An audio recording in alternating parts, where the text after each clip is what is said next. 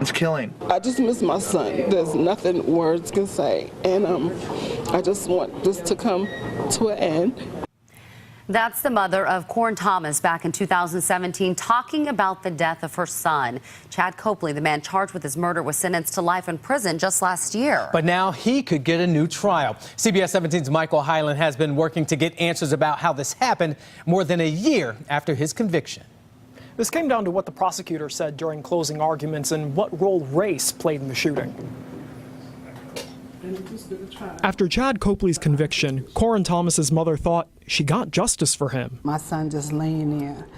As much as he helped others,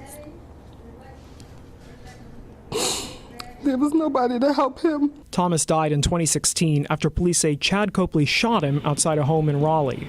Copley called 911 before the shooting, saying this. We've had a bunch of hoodlums out here racing. I am off the road and I'm going outside to secure my neighborhood. During the closing arguments at his trial, the prosecutor raised the issue of race. He told jurors, ask yourself if Cory Thomas and these people outside were a bunch of young, white males walking around wearing NC State hats. Is he lying dead, bleeding in that yard? When Copley's attorneys tried to object, the judge overruled.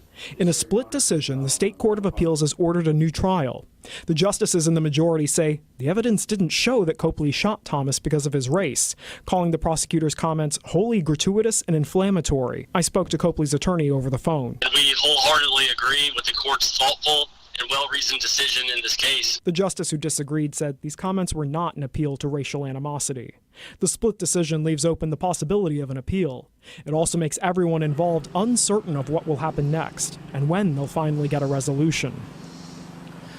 I also reached out to the state attorney general's office. A spokeswoman says the office is reviewing this opinion and trying to determine whether to appeal.